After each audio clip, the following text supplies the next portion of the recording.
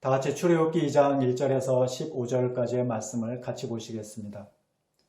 레위 가족 중 한 사람이 가서 레위 여자에게 장가들어 그 여자가 임신하여 아들을 낳으니 그가 잘생긴 것을 보고 석 달 동안 그를 숨겼으나 더 숨길 수 없게 되매 그를 위하여 갈대 상자를 가져다가 역청과 나무진을 칠하고 아기를 거기 담아 나일 강가 갈대 사이에 두고 그의 누이가 어떻게 되는지를 알려고 멀리 섰더니 바로의 딸이 목욕하러 나일 강으로 내려오고 시녀들은 나일 강가를 거닐 때 그가 갈대 사이에 상자를 보고 시녀를 보내어 가져다가 열고 그 아기를 보니 아기가 우는지라.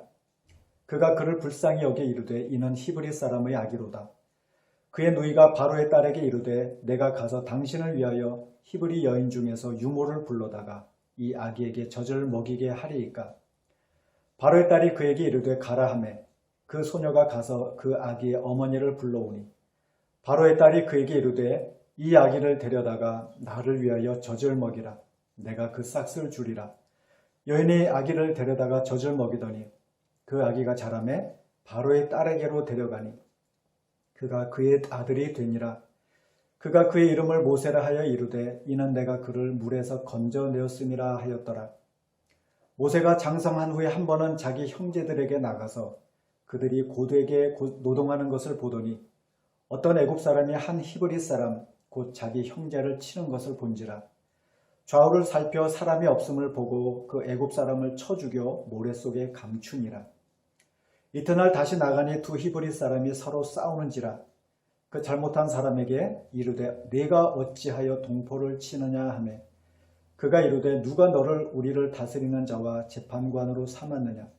내가 애굽 사람을 죽인 것처럼 나도 죽이려느냐. 모세가 두려워하여 이르되 일이 탈로 되었도다. 바로가 이 일을 듣고 모세를 죽이고자 하여 찾는지라. 모세가 바로의 낯을 피하여 미디안 땅에 머물며 하루는 우물 곁에 앉았더라. 아멘. 오늘 말씀은 모세가 애굽에서 어떻게 태어나고 자랐는지에 대한 과정을 간략하게 우리에게 보여주고 있습니다. 모세가 태어나고 자란 시기는 이스라엘 백성들이 애굽에서 노예로 살면서 민족적으로 정말 힘들고 어려운 시기였습니다. 게다가 이 당시 애굽의 바로는 이스라엘 여인들이 여자아이를 낳으면 살려두지만 그러나 사내 아이를 낳을 경우에 다 죽이도록 정말 기가 막힌 명령을 했습니다. 그래서 사실 모세는 태어나자마자 죽었어야 될 운명이었죠. 그런데 그런 모세가 죽지 않고 살아났을 뿐만 아니라 애굽의 왕실에서 왕자의 신분으로 살게 됩니다. 또 나중에 모세는 우리가 알고 있는 것처럼 이스라엘 백성들을 애굽에서 나오게 하고 가나안 땅 앞까지 인도하면서 민족의 지도자로서의 역할을 감당을 하게 되죠. 이런 모세의 삶을 보면 정말 파란만장한 인생을 살았다는 것을 우리는 알 수가 있습니다.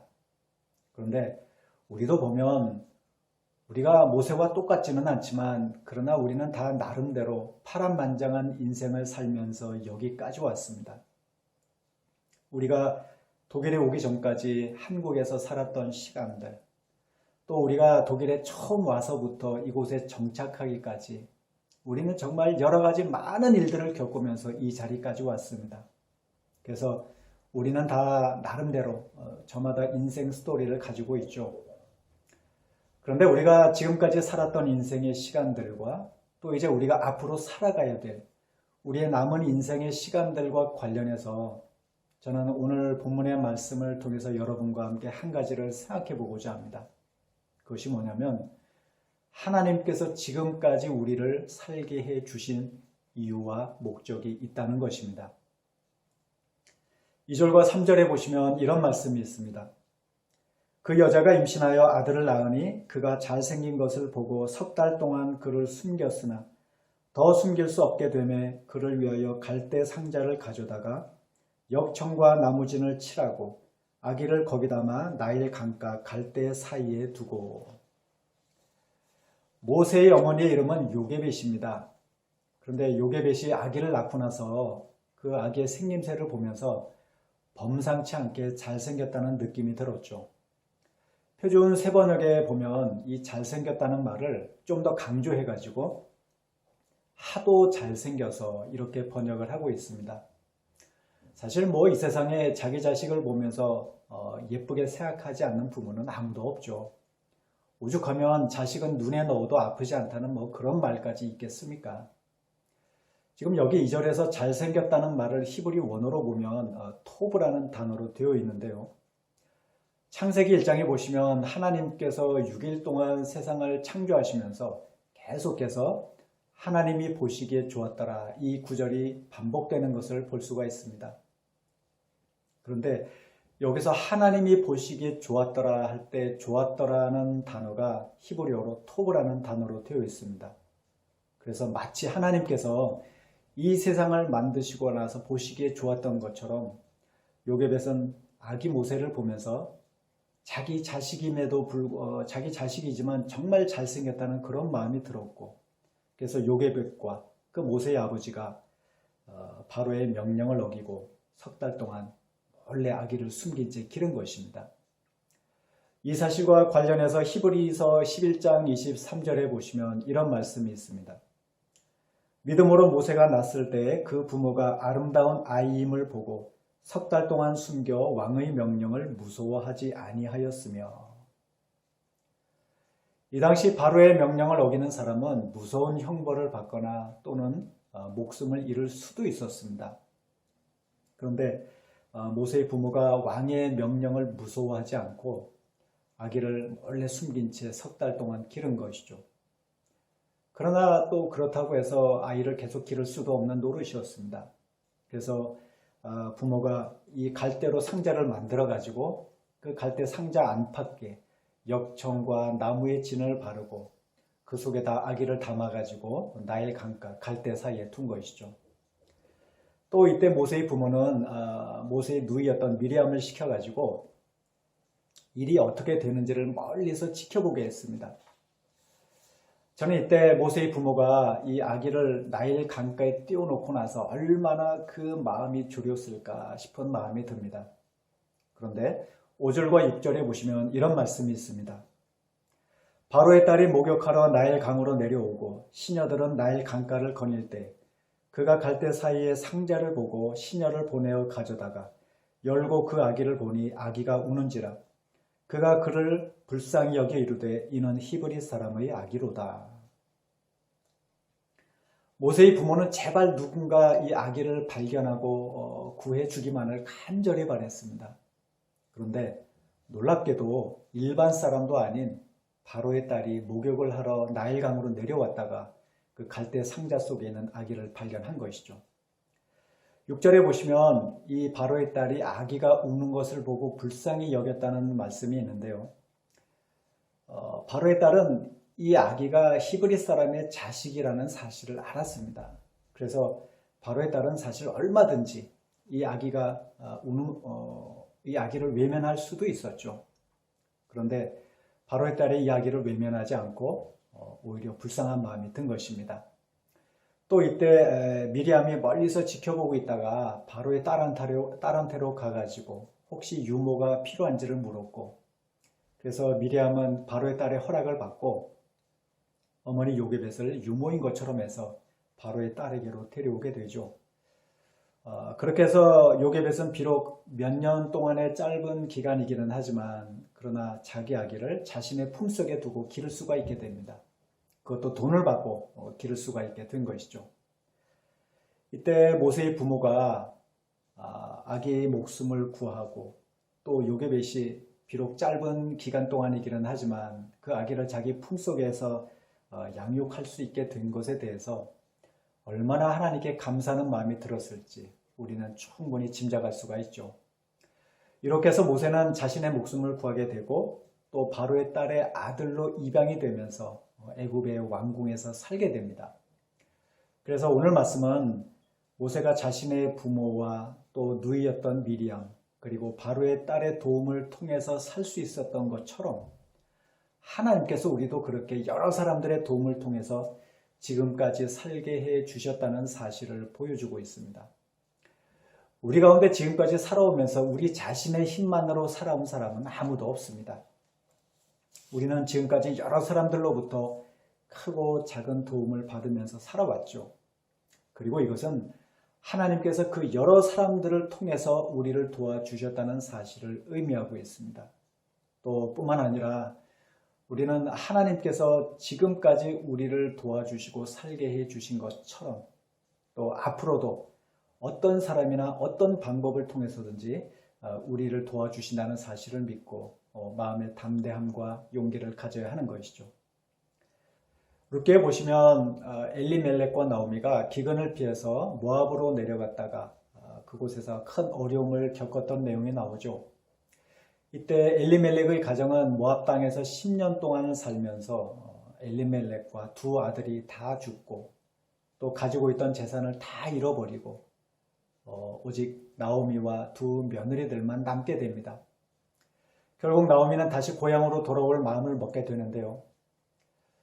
그런데 이때 두 며느리들 가운데 룻이 나오미와 함께 나오미의 고향이었던 베들레헴으로 돌아오게 됩니다.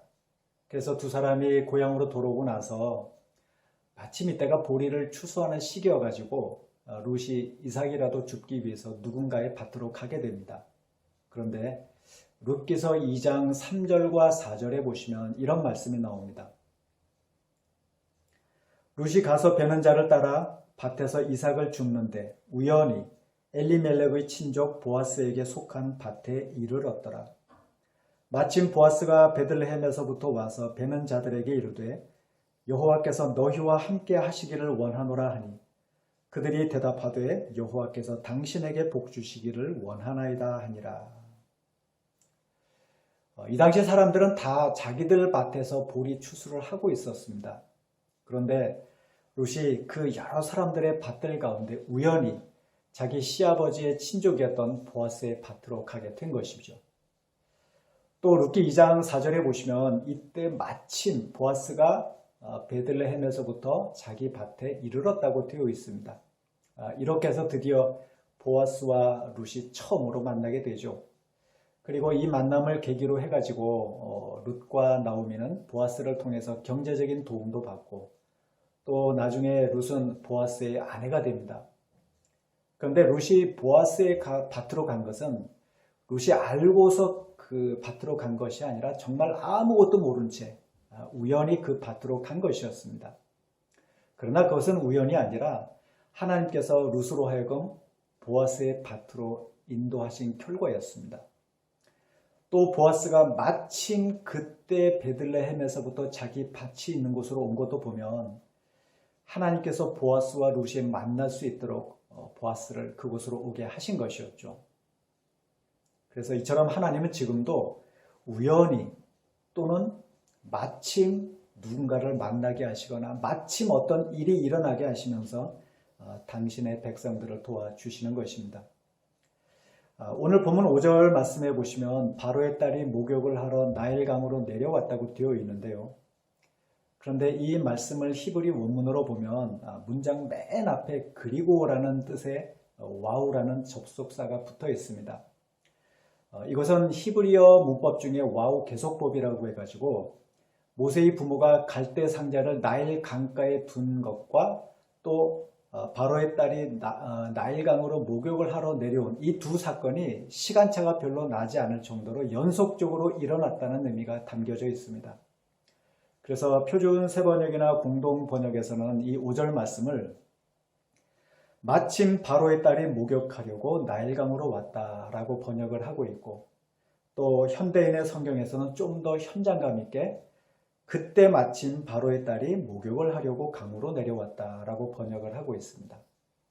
이것을 보면 하나님께서 아기 모세를 살려주시기 위해서 모세의 부모가 갈대 상자를 나일강가에 두고 곧바로 얼마 지나지 않아서 바로의 딸이 목욕을 하러 나일강으로 내려오게 해 주셨다는 사실을 우리는 알 수가 있는 것이죠. 우리도 마찬가지입니다. 우리가 지금까지 여러 사람들의 도움을 받으면서 살아온 것, 이것은 우리가 도움이 필요할 때마다 하나님께서 우리에게 도움이 꼭 필요한 사람들을 그때그때마다 붙여주셨기 때문에 우리가 도움을 받을 수 있었던 것이죠. 또 앞으로도 하나님은 우리가 도움이 필요한 일이 있을 때마다 그렇게 우리를 돕는 사람들을 예비하시고 우리를 도와주시는 것입니다. 우리가 신앙생활 하는 것도 마찬가지입니다. 우리는 우리 스스로 교회에 나왔든지 또는 누군가의 인도를 통해서 교회에 나왔습니다. 그러나 하나님의 입장에서 볼 때 우리가 이렇게 신앙생활을 하고 있는 것, 이것은 하나님께서 우리를 불러주시고 우리를 교회로 이렇게 나오게 해주셨기 때문에 우리가 이렇게 예수를 믿고 교회에 나와서 신앙생활을 하게 된 것입니다. 그래서 하나님께서 이렇게 우리를 예수 믿게 하시고 또 지금까지 우리의 모든 필요들을 채워주시면서 우리를 살게 하시고 인도해 주신 것을 생각하면 우리는 그저 하나님 앞에 감사하는 마음을 가질 수밖에 없습니다. 그러나 또 그렇다고 해서 이 말씀은 우리가 그냥 가만히 있는데도 불구하고 하나님께서 우리의 모든 필요들을 다 채워주시고 우리를 천국까지 들어가게 해 주신다는 사실을 의미하는 것은 절대로 아닙니다. 우리는 믿음이 자라도록 우리 스스로 노력해야 되고 또 우리는 먹고 사는 일을 위해서도 우리 스스로 최선을 다해서 노력을 해야 됩니다. 그래서 우리가 열심히 노력을 할 때 하나님께서 우리가 믿음이 자라도록 우리를 도와주시고 또 이런저런 사람들의 도움을 통해서 우리의 필요를 채워주시는 것이지 우리가 그냥 가만히 있는데도 하나님께서 우리를 도와주시는 것은 절대로 아니죠. 오늘 본문에서도 보면 모세의 부모가 석 달 동안이나 모세를 몰래 숨긴 채 길렀고 또 더 이상 숨길 수가 없게 되자 이제는 갈대 상자를 만들고 갈대 상자 안팎에다가 역청과 나무의 진을 바르고 그 나일 강가 갈대 사이에 몰래 두었죠. 또 만약 누군가 아기를 발견할 경우에 미리암으로 하여금 모세의 어머니 요게벳을 그 유모로 연결할 수 있도록 이 사람들은 모든 계획을 잘 짜놓았습니다. 그래서 모세의 부모가 이렇게 최선을 다해서 수고하고 노력을 했을 때 하나님께서 바로의 딸의 마음을 움직이시고 모세를 살아날 수 있게 해 주신 것이죠. 저는 우리가 이런 사실을 기억하고 우리가 어떤 상황 가운데 있든지 하나님께서 늘 우리와 함께 하시고 우리를 도와주신다는 사실을 굳게 믿고 절대로 낙심하지 말고 주어진 현실에 최선을 다할 수 있기를 바랍니다. 그런데 하나님께서 지금까지 우리를 이렇게 여러 사람들의 도움을 통해서 살게 해주신 이유가 무엇인가 하면 그것은 하나님께서 우리에게 주신 사명이 있기 때문에 그렇습니다. 모세는 히브리 사람이었음에도 불구하고 바로의 딸의 아들로 입양이 되었습니다. 그래서 모세는 엄마 젖을 떼고 나서부터 왕자의 신분으로 애굽의 왕실에서 자랐고 애굽의 모든 말과 학문을 배우면서 자라게 되죠. 사도행전 7장 22절에 보시면 모세가 애굽 사람의 모든 지혜를 배워서 그의 말과 하는 일들이 능했더라 이런 말씀이 있습니다. 이 당시 애굽은 세계 최강대국이었고 문명이 발달한 나라였습니다. 세계 4대 문명의 발상지 가운데 하나가 바로 나일강을 끼고 있는 애굽이었죠. 그래서 하나님께서 정말 이렇게 희한한 방법을 통해서 모세를 애굽의 왕자가 되게 하시고 당대 최고의 학문을 배우게 하신 것인데요. 하나님께서 이렇게 모세를 애굽의 왕궁에서 자라게 하시고 또 애굽의 모든 학문을 배우게 하신 이유는 하나님께서 앞으로 이스라엘 백성들을 애굽에서 건져내실 계획을 갖고 계셨기 때문이었습니다. 이 당시 이스라엘 백성들은 애굽에서 400년이라는 세월 동안을 힘들게 노예로 생활하고 있었습니다. 그래서 사람들은 그 오랜 시간 동안 노예로 살면서 그 노예 근성이 몸에 배었고 한마디로 우합지졸과 같은 상황이었죠. 그러니 모세가 이런 사람들을 이제 데리고 나와서 나라를 세워야 되는데 모세라도 뭔가를 알아야 나라의 기초를 세울 수가 있지 모세가 아무것도 모르다 보면 나라를 세울 수가 없었겠죠. 그래서 하나님께서 그런 사실을 미리 아시고 모세를 애굽의 왕궁에서 살게 하시면서 그 바로가 어떻게 나라를 통치하는지 나라의 운영 시스템을 보게 하시고 또 모든 애굽의 글과 학문을 배우게 하신 것입니다.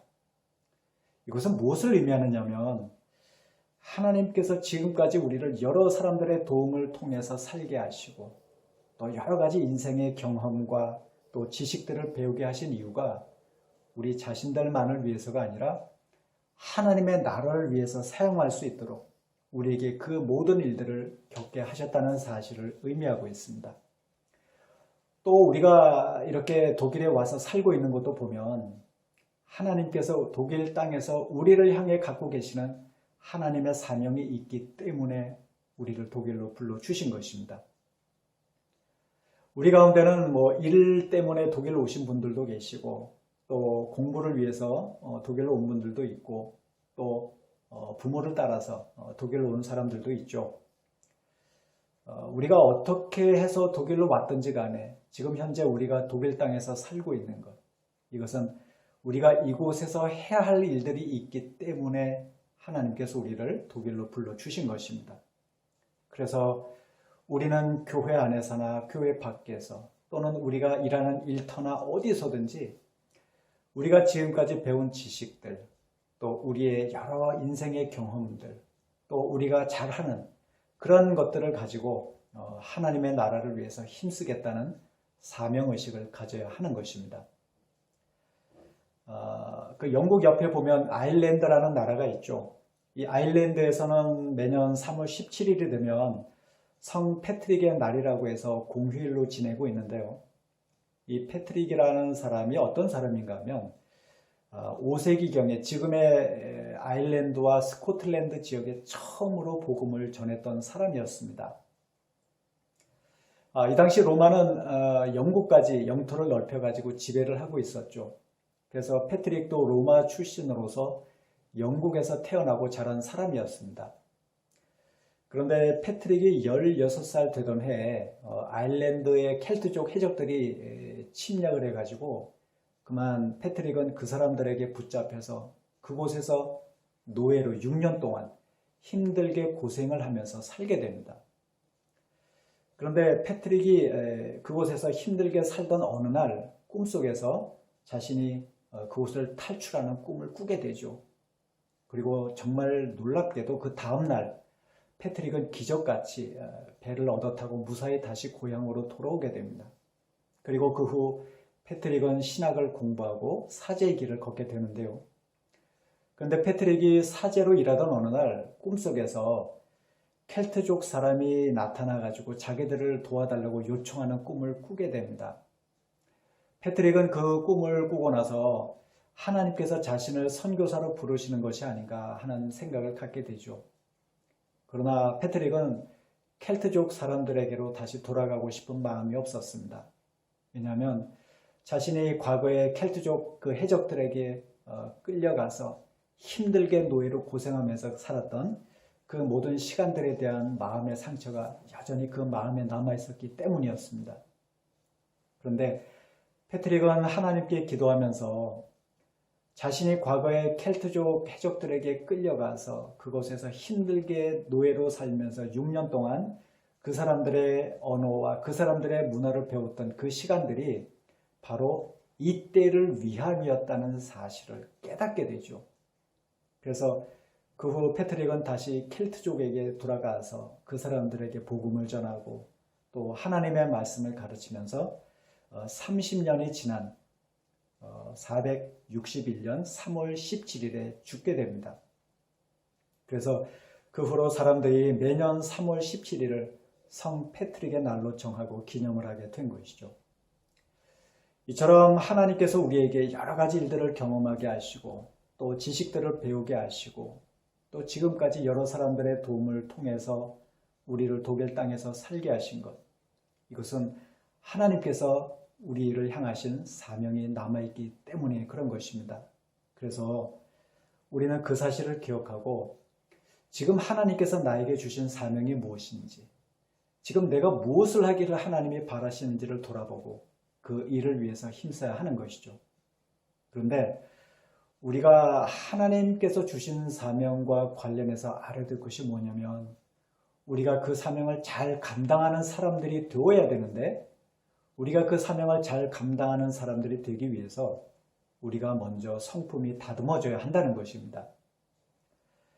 본문 11절 이하에 보시면 모세가 40세의 나이가 되었을 때 애굽 사람을 쳐서 죽인 사건이 나옵니다.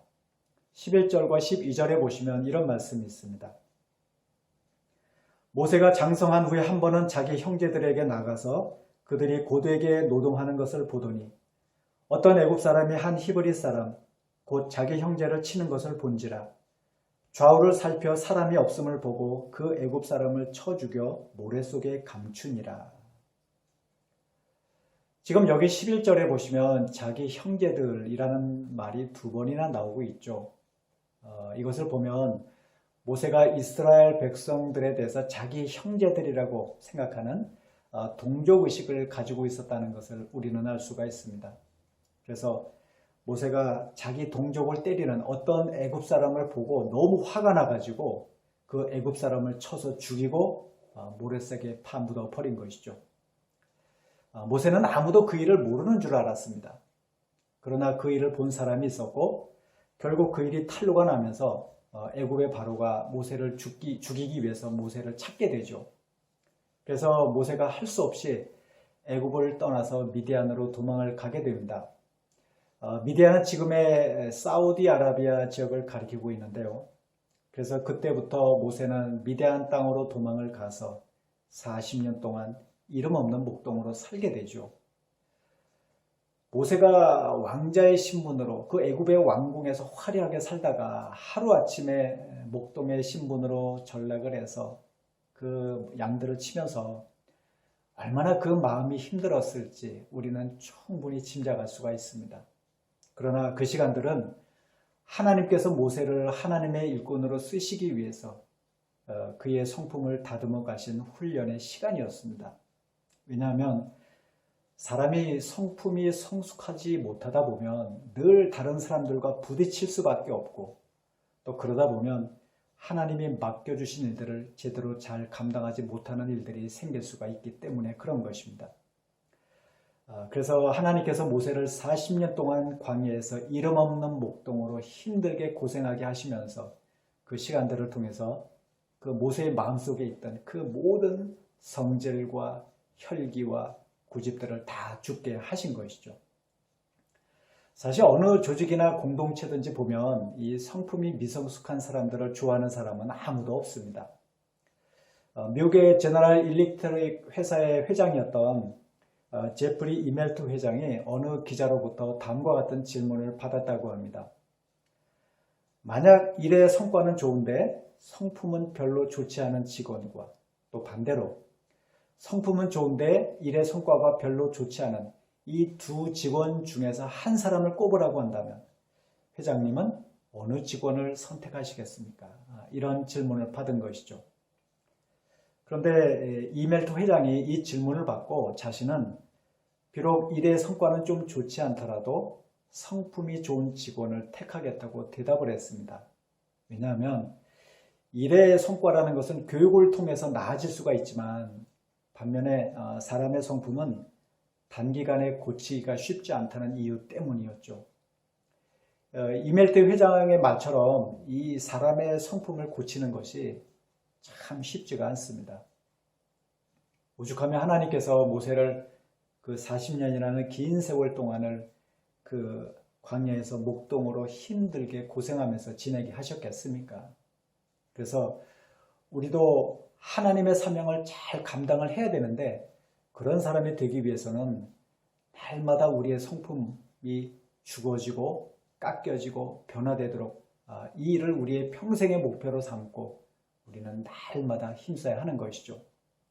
또 만약 지금 우리가 어떤 힘들고 어려운 상황 가운데 있다면 어쩌면 이 시간은 하나님께서 우리의 모든 성질과 혈기를 죽게 하시기 위해서 허락하신 훈련의 시간일 수도 있는 것이죠.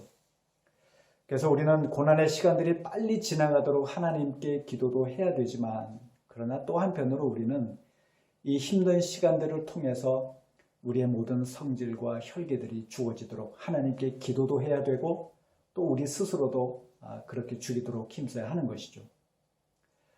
예수님은 당신 자신을 가리켜서 나는 마음이 온유하고 겸손하다고 말씀하셨습니다.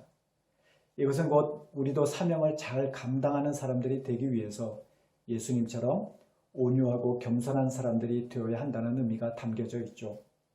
그래서 우리는 사명의식도 가져야 되지만 그러나 또한 한편으로 우리는 날마다 우리 안에 거칠고 모난 성품들, 또 완고한 고집, 또 교만한 마음, 이 모든 성질들을 다 죽이고 예수님처럼 온유하고 겸손한 사람들이 되도록 힘써야 하는 것입니다. 사랑하는 성도 여러분, 우리는 그저 그렇게 살다가 가는 인생들이 아니라 하나님께서 함께 하시는 사람들이고 또 하나님께서 맡겨주신 귀한 사명을 가지고 있는 하나님 나라의 동역자들입니다. 저는 하나님께서 지금도 우리와 함께 하시고 우리를 여러 사람들의 도움을 통해 살게 해 주셨고 또 앞으로도 그렇게 해 주신다는 사실을 기억하고 우리는 하나님께 감사하는 마음을 가지고 주어진 현실에 최선을 다할 수 있기를 바랍니다.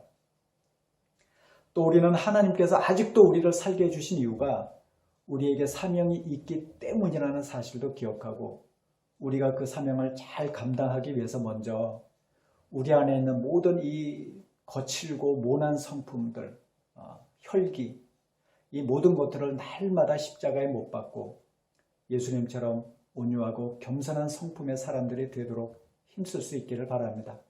그래서 우리는 앞으로 남은 인생의 시간 동안 하나님이 맡겨주신 일들을 위해서 최선을 다하면서 우리를 통해서 우리의 가정이 치유가 되고 교회가 더 은혜가 넘치고 또 우리 주변에 예수님을 모르던 사람들이 주님께로 돌아오는 놀라운 일들이 많이 일어날 수 있게 되기를 이 시간 주의 이름으로 축원드립니다.